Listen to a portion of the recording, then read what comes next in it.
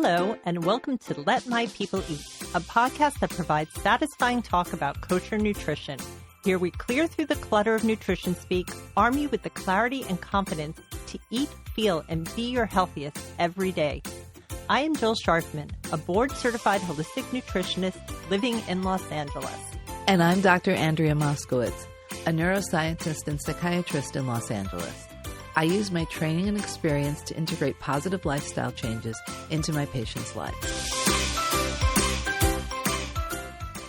Hey, Andrea. Hey, Jill. How's it going? It's going well. I mean, we're still here in lockdown in LA. Right. And, you know, there are a lot of people who they're making gardens and they're baking bread and they're doing all these things that I just don't find that I have the time to do. I feel like I'm so busy trying to get everything done. And I don't know. I almost feel like there's something wrong with me. No. And you're doing the podcast. You're running Yes. the podcast and all the social media accompanying it. Yes, that's true. But still, a lot of people are working from home. And we got this email from someone. She wrote, "Hi, Jill and Andrea. While in lockdown, my anxiety has been spiking recently, and I am sure I am not alone. I feel like I have no routine and find it hard to just chill out. I know that stress can make someone more susceptible to getting sick, and this ironically is increasing my anxiety. Do you have any tips for dealing with stress and anxiety during this time? Thanks so much, you two, Naomi." So this is the thing. The fear of getting sick actually can encourage someone getting sick, which is not what we need right now. Right. So we actually have somebody here who is an expert in dealing with things like stress on the body. His name is Dr. Barry Dinner, and he has been practicing family medicine for more than 30 years.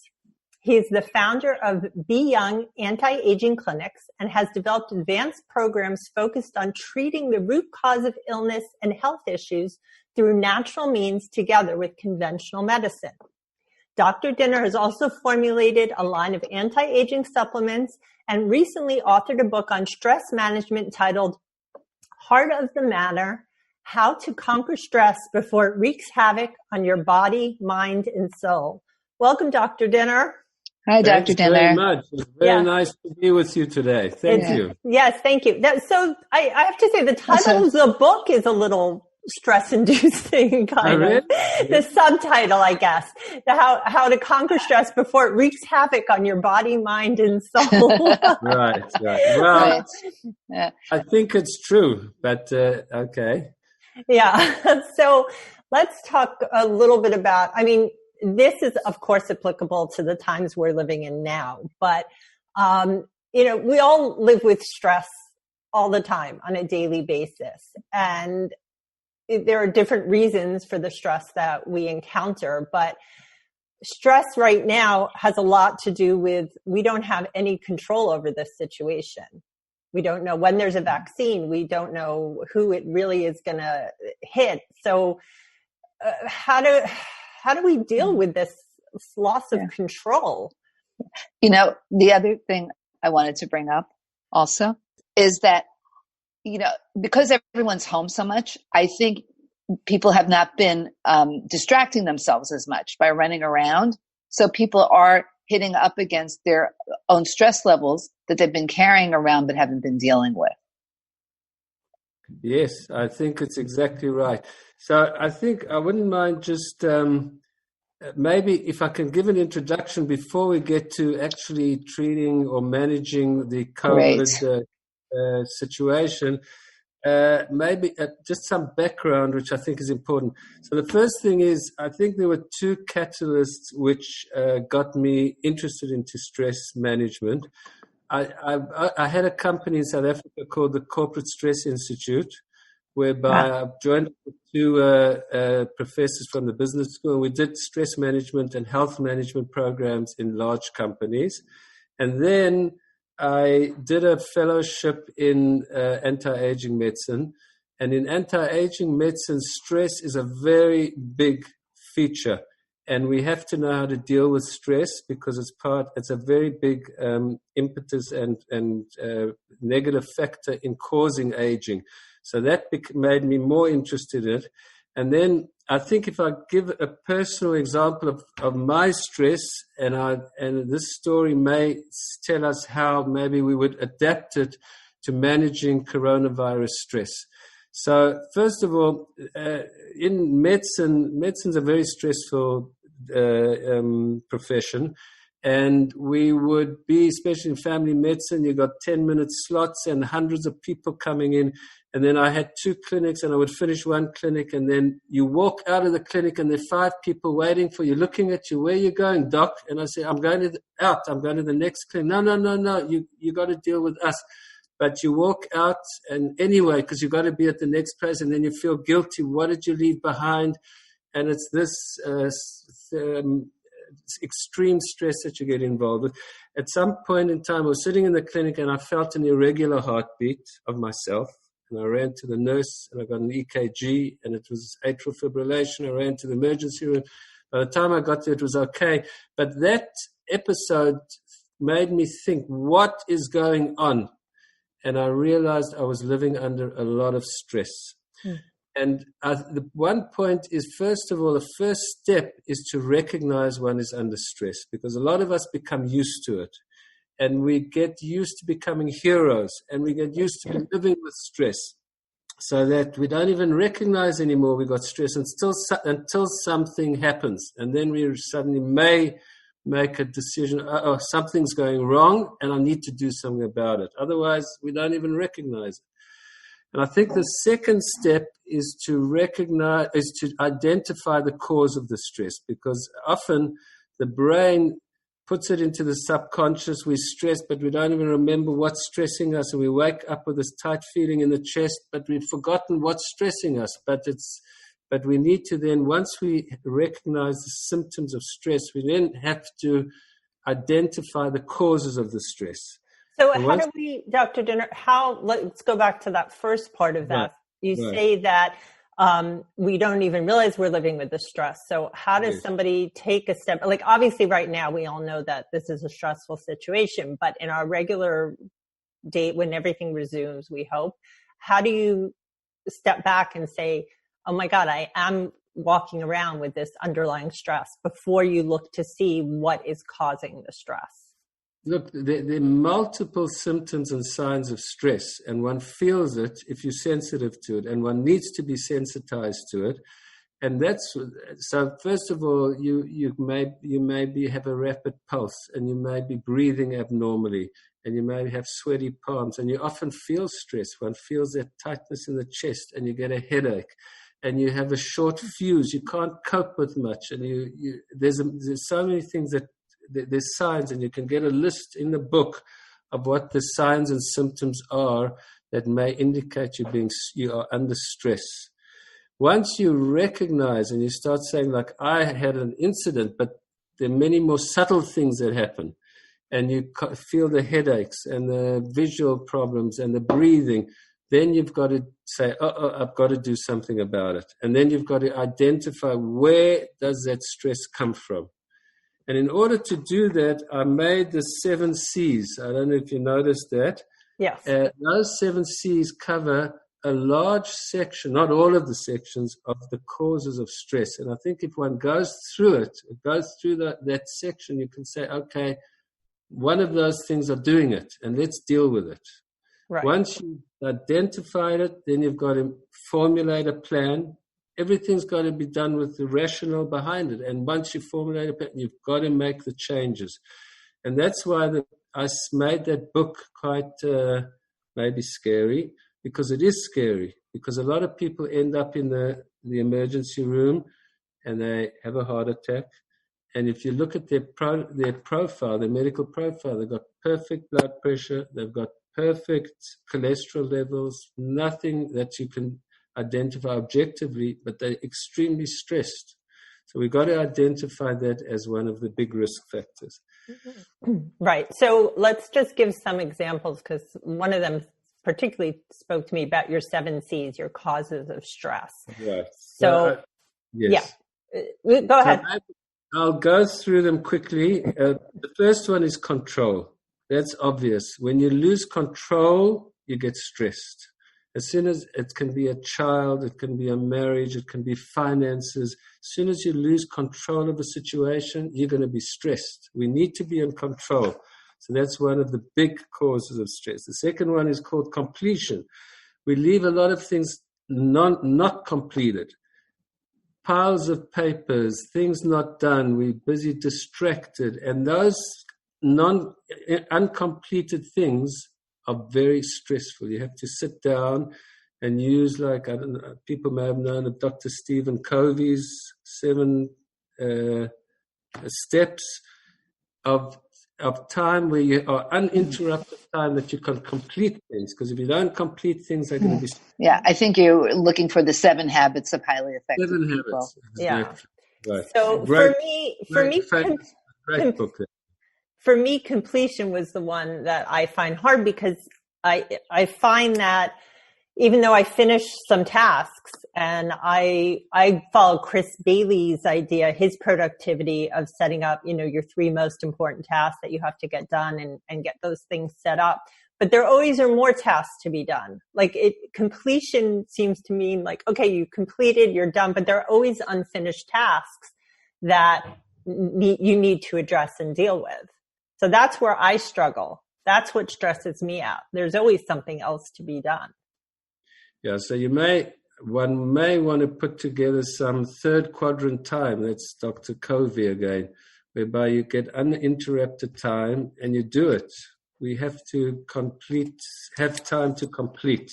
If we're distracted all the time, we're not going to complete. So you got to put a few hours a week, a few sessions to sit back and not be interrupted and complete what we need to do. The next one is called cut out toxic exposures, and that's the news and the things that are happening all the time. We've got to cut down on it. We don't have to watch every 15 minutes news and the bad things and the upsetting things. It's stressful, and we can hear it once a week or twice a week to know what's going on, but don't be linked in all the time. The next thing is concentration. If we multitask, I used to think it was great because I'm a male and I heard males don't multitask as well as women, but I used to multitask and I didn't realize how stressful it was. On the computer, taking a call, writing a prescription is bad news. You've got to concentrate on one thing at a time and do it properly. The next one is conflict avoidance and resolution. If we go to bed at night and there's a conflict where whoever it's with, it's stressful and we need to deal with it. In other words, I know a woman well who doesn't let the sun go down without resolving a conflict. She'll go to the neighbor, she'll go to the family member, deal with the conflict, come out with a solution, and you feel good. Don't leave these festering conflicts going on because they're not healthy. Mm-hmm. And that's hard. That's hard to actually make, sometimes it's easy, but sometimes you have to be very brave to do that sometimes. It's true. Yes, yes. A lot of these things are hard. A lot of these things. But the point of the book is that once you identify the causes, you have to have the strength to go and deal with it. Because so many times we leave it. We leave it on the back burner. The stress persists and it causes the harm and we don't deal with it. So we really want to emphasize, go and deal with it. The next one is consistency, which is a nice thing. We know the people who are straight inside and out, they are what they say, and you tell the truth, and you don't undertake anything where you've got to cover up, and you feel consistent with yourself. It's such a relaxing, good feeling that you're consistent. You can look a person in the eye, and it's all above board and straight. Otherwise, it's a very stressful existence when we're hiding things. So I think that's an important one. And the last one we call creativity and purpose, which I think is a preventive underlying factor where we really want to make life purposeful so that we feel good about life and we wake up with a purpose. And therefore, that in itself is a stress releaser, because you've got much more going on, and it helps in terms of stress management. For sure. Other 7 C's. Yes. Okay. So the first step in what you talk about in your book is to kind of identify which of these, and somebody might be suffering from more than one of these. They That's can right. be suffering from several of them. Okay. So then if we want to change our routine and we identify what these are, you have an acronym, which we love acronyms, ACE. So can you talk about the ACE acronym and how that helps us, respond to stress? Look, I think what's more important, if you don't mind, if we get on to the issue, the next step, just so that I make it consistent, is to formulate. Before we get on to how to tackle those stresses, we have to formulate a plan. So whether it's a plan by us, we can do it ourselves, but frequently it's good to enlist help. A professional, someone in the field. It could be a friend, someone in business. If it's a financial thing, it could be a rabbi, or a minister, or whoever one feels is going to be helpful and has the wisdom to help. And that would be, you've got to spend time formulating a plan. Once you've formulated a plan, then we want to go out and do something about it. And the ACE thing, there are things that you can change. There's things that you can accept. So most of the time, you can change things. If you have the wisdom and the good advice, you can change. But sometimes you're stuck, and there's nothing you can do about it. And then you have to change your attitude. You say, this is the situation, and occasionally we have to live with the situation, with that that thing, and then you've got to make an attitude change. And it could be in your business, it could be with a marriage, it could be in any situation. You can say, well, this is where I'm at. I don't have a way out now. Let me change my attitude. And there are ways to change attitudes. You can have a boss who's toxic to you, and you'll say, okay, I'm here, I'm earning a living. Look at the positive side. Think of him. He may have his own problems. Try and look at a way of changing your attitude to minimize that stressful, toxic relationship. And it will improve things until one can plan a way out of the situation. Got it. So having the right attitude is crucial. Critical. Yes. Yes. Okay. So, something else that struck a chord with me while I was reading your book. We've gotten to this point right now. And you talk about relaxation and how you can try and handle the stress through relaxation. But you wrote that it depends on the way you react to stressful situations, and that people react differently. And this was kind of like a light bulb going off. Like, there are people who react to things where they get depressed and sad. There are people who kind of freeze. There are people who get worked up.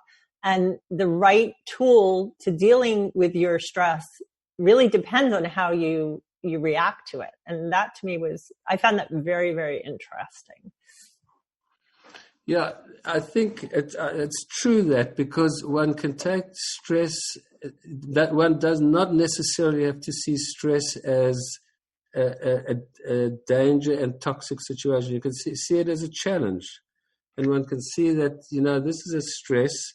But if we look at it, and there's even some theories that if one looks at it, that if you see stress not as a danger, but as a challenge, it can even be good for you. They've even had trials that show that the vascular system, instead of causing contraction of the blood vessels, actually relaxes the blood vessels and improves heart functioning, because you're seeing stress not as a threat, but you're seeing stress as something, as a challenge, and I'm going to overcome this. And one can, and we also, one of the hormones other than cortisol, which is a stress hormone, which is increased with stress, is called oxytocin. And oxytocin is the social hormone. So if we include other people in our stress, and we look to sharing it and to finding solutions with others and becoming more sociable, it increases oxytocin, which has a very positive effect on one's physical body and on cardiovascular health as well. So I think attitude and how one sees stress is a very crucial factor, yes. Right. So, but I'm sure now with everybody in isolation, especially people living by themselves or people are not out socializing as much, that oxytocin is probably not as accessible, maybe, as it normally is. Very interesting. Yes, I would say so. Amazing. Yeah. Right. That's a good point. And I think that's probably making people more stressed. Right. Than they would have been. Yeah. So I just read this other book. It's called Chutzpah. But what it made me think of was, when something doesn't go right, or when you can either view it as like a problem or a puzzle. So the difference is your attitude. It's like what you're saying. It's like your attitude. So a problem is something, oh no, it's a problem. And a puzzle is more invites you to be curious about it and to think about how you could solve it. Excellent. I like that. Yes. I think that's the same thing you were saying with stress. That's also how you view it. Right. Right. Excellent. Yeah. Also now I know that people are saying that the days are going so fast because we're not as scheduled as we are. And I was reading an article that said that we're not creating any memorable events. Every day kind of is the same. We're not doing anything special. I think that's why here in LA, people have been going to the beach at night to see the luminescent waves. And that's something really people have hooked into because it's something that they're going to remember. Dr. Dinner, you talk about creating eternal events. Can you talk about that? Yes. So the second part of the book is called Adding Life to Your Years. So our anti-aging is adding years to your life. And this second part is adding life to your years. And I thought about it real hard. And I think there are two areas that can make life valuable. I think only two areas. One is building oneself. And that means in education, in knowledge, in personal growth, recognizing one's talents, recognizing and overcoming weaknesses. Personal growth is valuable time. It remains because it stays with you. That's what you've become, and that's valuable time. Then the other thing is giving and contributing. In other words, giving to others, they're going to gain. It's eternal. What you gain by giving is also eternal. It's an eternal growth. And those two areas of life are what we call valuable time. And that time is not lost. That time remains with you, builds you, and we call that valuable time. And it's something that we need to be involved with a lot because so much of the time is so-called useless time. When you get to a certain age and you look back and you try and remember, all you see is some big events and in between nothing. That's not what life's about. Life is about building oneself and contributing to others. And one has to be mindful when you do it, because if you do it in an unconscious way, it doesn't affect you. We've got to think what we're doing and see what's happening, see the building, see the contributing, and that's what we become. And that's what I called adding life to your years. Love that. That's really great. Dr. Din, do you have any other tips that you would like to leave? The other area which is I want to just quickly mention is the adrenal fatigue. Oh, yes. Now, in conventional medicine, so we look at the adrenal glands as with two things. You either got Cushing's disease, where you got increased cortisol, or you got Addison's disease, where you don't produce cortisol. But in between, they don't see anything. And what we see in functional medicine is you can have a high cortisol. That's from stress. And that cortisol is not good for you. It means your sympathetic nervous system is being overused. And all these symptoms of stress are taking place and all the problems with stress. We want to be in the vagal system the whole time. The vagal tone means you're in relaxed. It's rest and digest. Everything's working well. And we want to be in that. And so with this adrenal situation, you either get high cortisol, which means that you're wired up and stressed, and eventually you get what we call adrenal fatigue, when the cortisol drops, and then you are flat and you can't cope with anything, and you're tired and you can't deal with anything. And right. I think we should back up for a minute. Just talk about the adrenal glands. Sit above the kidneys, and so when you talk about adrenal fatigue, they are just wiped out. And then also we were talking about cortisol. Cortisol is a hormone that is useful to us. It used to be part of our flight or fight syndrome. But when we have too much cortisol that's constantly pumping, that's really what takes a toll on our bodies. And that's with the underlying stress, especially now that we're all being exposed to, is really not good for our bodies. Right, exactly. Yeah. So we obviously want to try and follow, what you've talked about in terms of trying to alleviate the stress and dealing with the stress through healthy means. There are also some supplements that we can take, things that are specifically targeted towards adrenal fatigue. And Andrea and I have talked about some of those in I believe it's our summer stress episode that we did. And we have a mindful meditation there too. But yeah, so that's part, you're right. That's part of it. And you were talking about the vagal tone and just trying to keep our body in that parasympathetic mode. Where we're not on high alert at all times. Excellent. Well put. Yes. Thank you. I think if you wanted to get back to the corona situation and maybe apply what the book is talking about. So basically, first of all, it's stressful. So I was very stressed with it. I have a large clinic and people coming in and coughing and fever. So extreme stress. So the first thing to do is to decrease the risk. Obviously, that's the first issue. Decrease the risk. Take all the principles that we've learned about and that publicize, washing hands, keeping distances. I had to close up the clinic. I had to protect my staff, my nurses and secretaries. I couldn't put them at risk or myself at risk. So get the risk out of the situation. That's the first thing to take control of. Second thing is to take some nutraceuticals. We know the proven ones are vitamin D, and there's I'm not sure exactly, but the sweet spot either is around 1,000 milligrams, a lower dose of vitamin D. They say it's very good for preventing viral inflammation. Or some people have very high doses at about 5,000 units of D. Vitamin C is important, zinc, and thiamine. Those are the proven ones. There are many other supplements and nutraceuticals people are talking about. I think those are the big ones. Exercise is very crucial in terms of your response if one ever got coronavirus, and good nutrition in everything. And that's why your program is so crucial. Good nutrition comes into everything. Stress management comes into health, comes into anti-aging. It's just very crucial.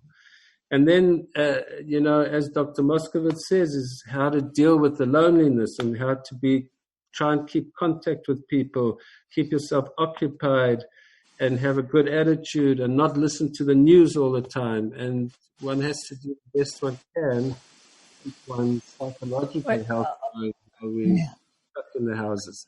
Yeah, I think also the giving back, that was something you mentioned as well, that, not everybody can be out there making masks, but if maybe they can donate to a good cause or help a neighbor who needs groceries picked up, or I think that's also gives you a purpose and a way to feel better about yourself and help other people at the same time. Absolutely. Yeah, I think even just doing phone calls, and I know we have a local online newsletter called Hillygram, and they had in there an advertisement saying, "Do you want to call someone? Do you know someone who could use a phone call during this time?" Yeah, That's a good way you feel good because you're reaching out. They feel good because they're getting the phone call. So it's very safe. True. And it is just a way to take back some control as opposed to hoarding toilet paper. Right. Exactly. Right. All right. Well, great, Dr. Dinner. Thank you so much for joining us today. Please go and check out Dr. Dinner's new book called Heart of the Matter. You can find it on his website at beyoung.life. Also, he has put together a free COVID-19 stress survival guide. So that's also accessible on his website. I will put a link to it in our show notes on our website at letmypeopleeat.com. Please follow me on Instagram at Jill Scharfman. I want to thank our engineer today, Mike Casantini at the Network Studios. And thank you so much, Dr. Dinner. Thank you, Dr. Dinner. I really feel like this book really spoke to me, and there were things that I could identify that will help me deal with the stress now and also just in general in my life. So I appreciate the book, and I highly recommend it. Thanks very much. Thanks for having me. Thank you. Thank you. Thank you. And that is it for this episode of Let My People Eat. Please visit our website at letmypeopleeat.com and leave us a comment. Get in touch at our email at podcast@letmypeopleeat.com or call us at 317-659-0004. Post on Instagram, Twitter, or Facebook with the hashtag #LetMyPeopleEatPodcast. If you like this show, please make sure to leave us a 5-star rating and review on iTunes. Tell your friends and family, and subscribe to us on Apple Podcasts. And please remember that although we are certified professionals, this is not a medical advice podcast. No content, posts, or comments should be interpreted as professional guidance. Always speak to your own health practitioner about making the right life changes for you. Until next time, I am Jill Scharfman. And I am Andrea Moskowitz. Thanks for joining us. And go in good health.